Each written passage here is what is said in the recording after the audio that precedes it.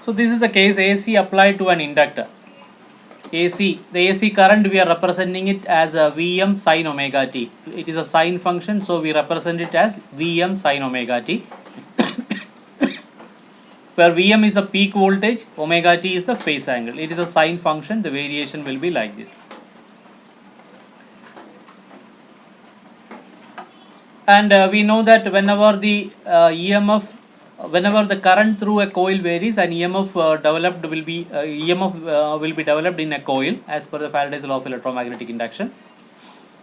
Then there will be production of magnetic field lines around the coil, and the magnetic field strength will be varying. Again, an EMF will be induced in the coil. We know that. See this one. This is the applied EMF, Vm sin omega t. There is a coil here. There will be induced EMF, that is L into di by dt. Applied EMF is Vm sin omega t, and induced EMF is L di by dt. How this L di by dt comes? See this one. The magnetic flux there will be proportional to the current. Magnetic flux is equal to coefficient of self-inductance L multiplied by current I. Then d phi by dt. See, once again, phi proportional to I. Phi is the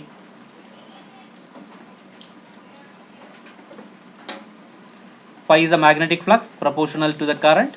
Then phi proportional to L, the coefficient of self-inductance, a constant multiplied by I. Then d phi by dt will be equal to L di by dt, that is the induced EMF. L di by dt, that is the induced EMF. Okay, so d phi by dt is the induced EMF,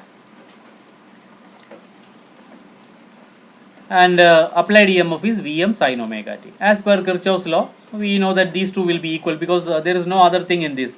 One is the applied EMF Vm sin omega t, and other is the EMF developed across a coil, that is L into di by dt.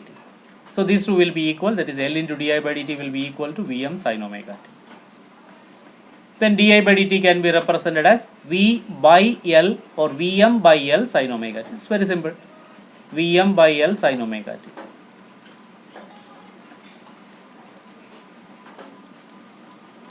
Then we want, this is a small variation of current with respect to time. Small variation of current with respect to time is di by dt. We want the total current. For that we go for integration. Integration means total continuous summation, that is integral of di by dt multiplied by dt. Integral of di by dt multiplied by dt. Again, Vm is the peak voltage, so this is a constant. Vm is a peak voltage which is a constant. L is a constant. Then integral of sin omega t dt. So this comes to be minus cos omega t. Integral of sin omega t means minus cos omega t, that is minus cos omega t. The cos omega t can be written as sine of pi by 2 minus omega t. So this comes to be the total current I equals Im as it is sine omega t minus pi by 2. This minus sign, and here there is a minus sign, that will get cancelled. So finally it comes to be sine pi omega t minus pi by 2. You have to remember these equations. Sine pi by 2 minus theta equals cos theta, and cos pi by 2 minus theta equals sin theta. So that's why we converted this cos omega t into sin omega t, just like this. Cos omega t equals sine pi by 2 minus pi by 2 minus omega t with minus sign. So finally the equation comes to be I final current equals maximum current multiplied by sine of pi by 2 minus omega t. See here, the maximum current is Im, and the phase angle here is omega t minus pi by 2. There is a difference of pi by 2. In the voltage only omega t was there. Only omega t was there in voltage, and in current the phase angle is omega t minus pi by 2. The pi by 2 difference is there. Is it an addition or lag? Lag or lead in phase angle? Lagging. Yeah, lagging. This pi by 2 is lagging. Pi by 2, it is behind pi by 2, we can say. This current is behind pi by 2. Sorry, behind the voltage by a value pi by 2. Voltage is ahead of the current by a factor pi by 2. So this is the equation for voltage and current. Voltage equation is Vm sin omega t, and current equation is Im sin omega t minus pi by 2. So there is a lag of pi by 2. in the case of current. Now once again, Vm sin omega t equals L di by dt. Di by dt can be taken as Vm by L sin omega t. Then total current I can be taken as the integral of di. Then di is Vm by L sin omega t dt we can write. Then I equals integral of Vm by L sin omega t dt. Then Vm by L as a constant. Then integral of sin omega t dt we can write. Then integral of sin omega t is cos omega t by omega. See this one, integral of sin omega t. Integral of sin omega t is cos omega t by omega with a minus sign. Then cos omega t can be written as sin omega t minus pi by 2. അത് ആ minus sign revert ചെയ്യുമ്പോഴത്തേക്ക് ഇങ്ങനെ കിട്ടും.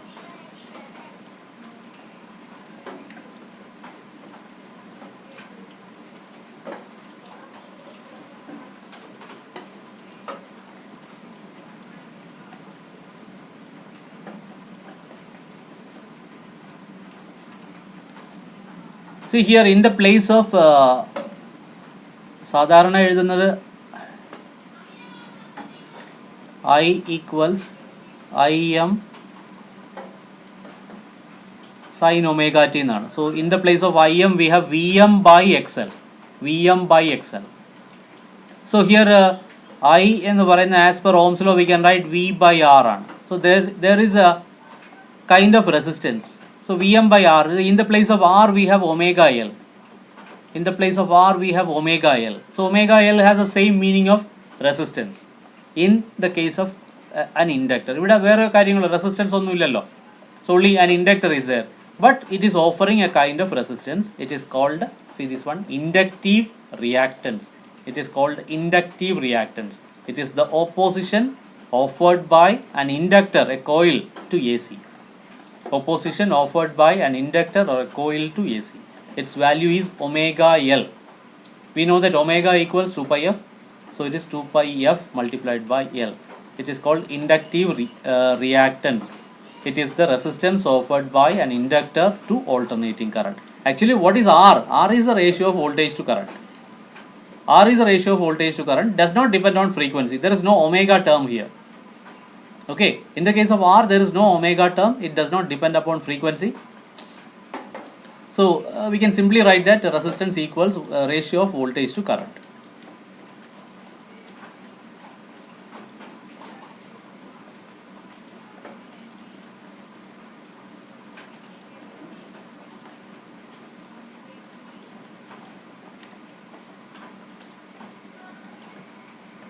Okay, so that is the inductive reactance. Inductive reactance is omega L. Remember, inductive reactance is omega L. Can you see my screen? Yes, sir. Okay, so it is streaming in YouTube also. It is coming in YouTube also. You can check. Okay, not now. After that, it will be available in YouTube also.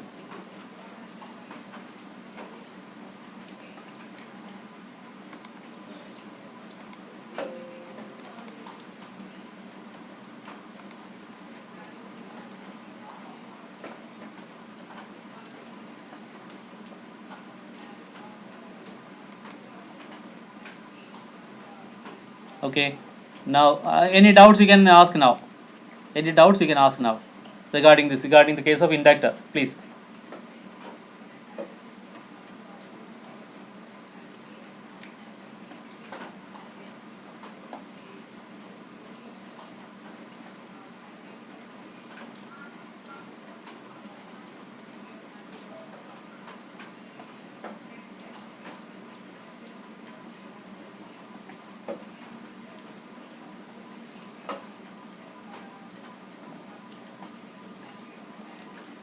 Any doubts you can ask now, please.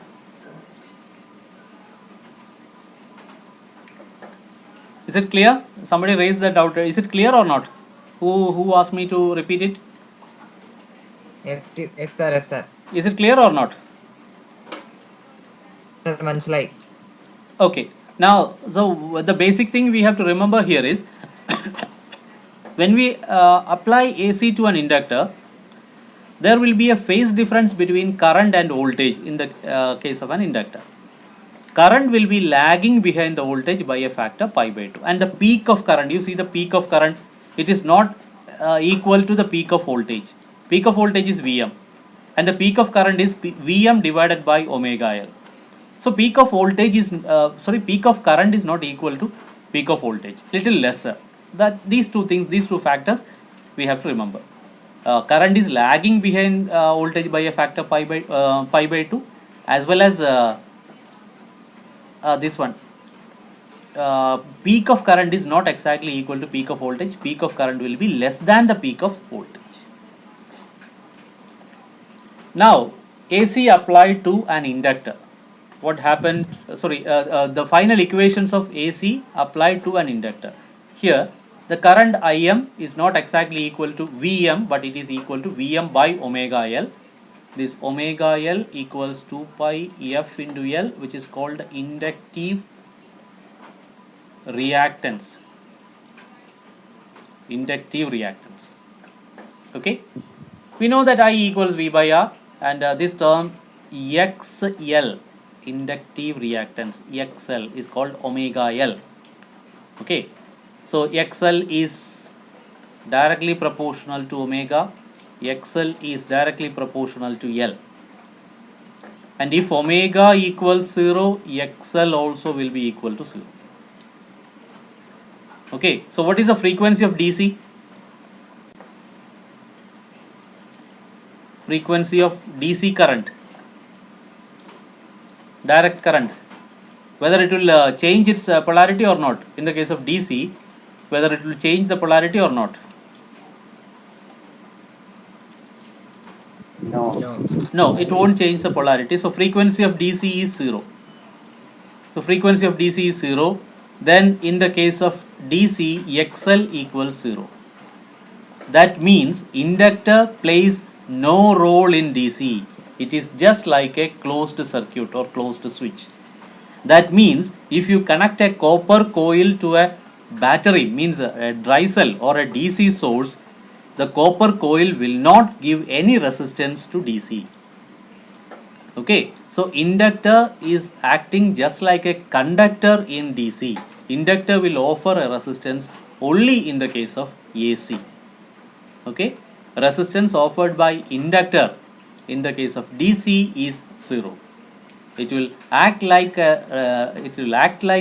resistor only in the case of AC, because its resistance depends on the frequency. Its resistance is directly proportional to the frequency.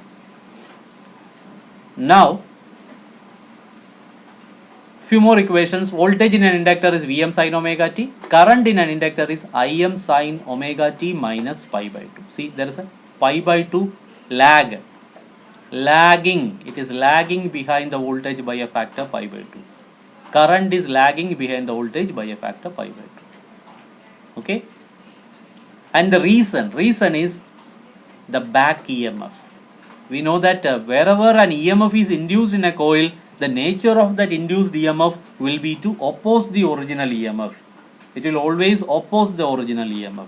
So because of the back EMF, there is a phase lag of pi by 2. Okay, അതിനെ oppose ചെയ്യാൻ തുടങ്ങുമ്പോഴത്തേക്ക് ഒരു delay ഉണ്ടാവും. Current start ചെയ്യാനായിട്ടൊരു delay ഉണ്ടാവും. ഇപ്പോൾ current induce ചെയ്യുമ്പോഴത്തേക്ക് ആ induce ചെയ്ത് വരുന്ന വോൾട്ടേജ് ഒറിജിനൽ വോൾട്ടേജിനെ ഓപ്പോസ് ചെയ്യും.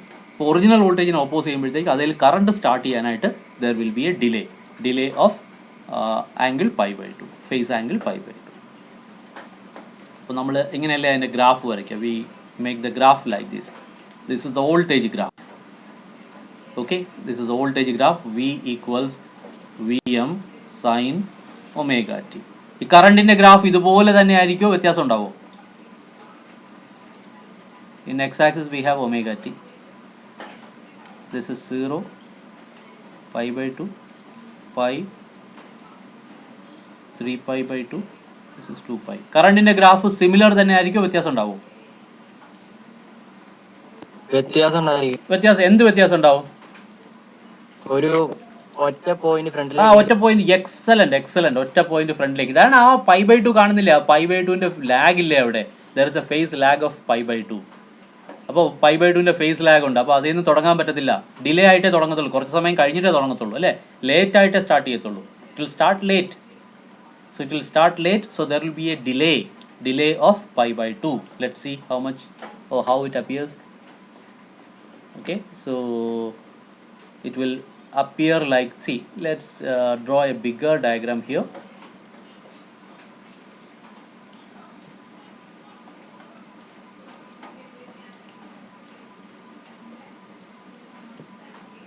Zero, pi by 2, 2 pi, 3 pi by 2, 2 pi. So this is pi, not 2 pi, pi. So this is V equals Vm sin omega t. So somebody told that it will start from pi by 2. Will it go to the same peak?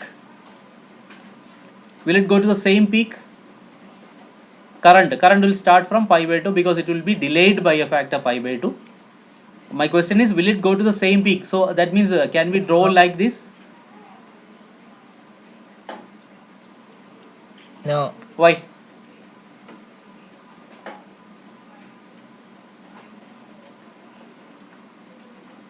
Because here, see here, the peak is Im. Im is not equal to Vm. Im equals Vm divided by XL, isn't it? Vm divided by XL. Vm ന് equal ആയിരുന്നെങ്കിൽ same peak വരയ്ക്കായിരുന്നു. It is not equal to Vm. It is Vm divided by XL. That is, it will be delayed and it won't go to the same peak. It will come like this only. It will vary like this. Peak will be lesser. See, peak variation correct ആയിരിക്കും, but peak lesser ആയിരിക്കും. ഇത് Vm ആണ്. This much peak is Vm. Vm is this much peak. And this peak is Vm divided by XL. This much peak is Vm by XL. It is delayed by pi by 2.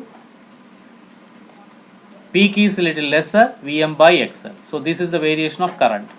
I equals Im sin omega t minus pi by 2. Im sin omega t minus pi by 2. So dear children, what we have to remember here is, in the case of an inductor, the current will be lagging behind the voltage by a factor pi by 2, and the peak of current will be less than the peak of voltage. Peak of current will be less than the peak of voltage. So that these are the two things we have to remember.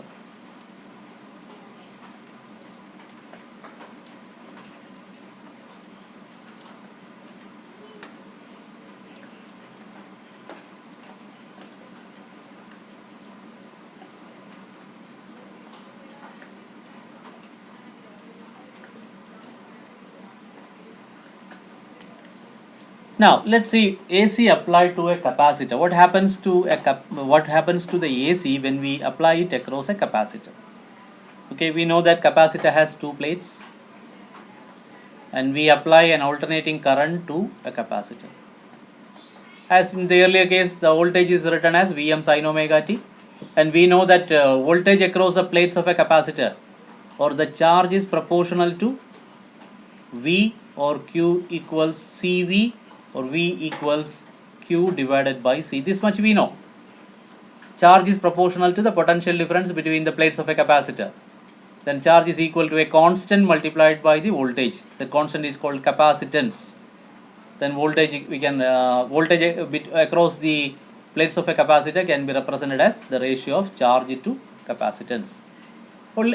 As in the previous case, only two things are there. One is the applied voltage, and next is the voltage developed between the plates of capacitor. So these two will be equal. We can say that Vm sin omega t, applied voltage, equals Q by C, voltage developed across the capacitor. Okay, and for we have to find the current.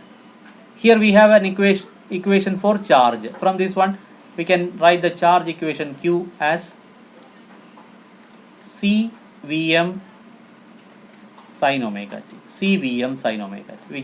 We can write the charge equation as Q CVm sin omega t.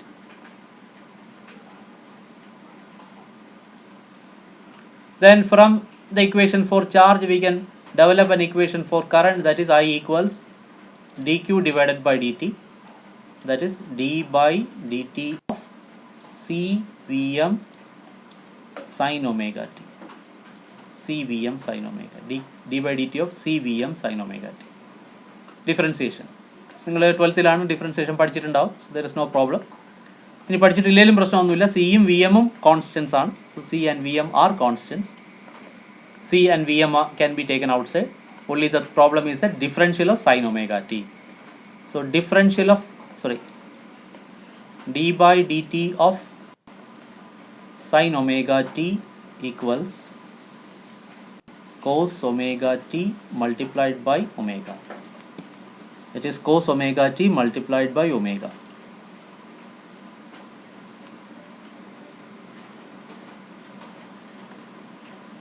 So we can put that one in our equation.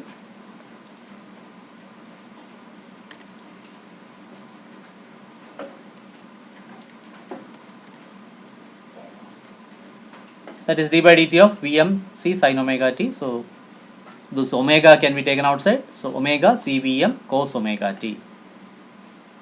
And we have to bring it in terms of sin omega t, because we have an equation for voltage in terms of sin omega t. So we have to bring this equation for current also in terms of sin omega t. There we convert this as cos omega t equals sin omega t plus pi by 2. Sin omega t plus pi by 2.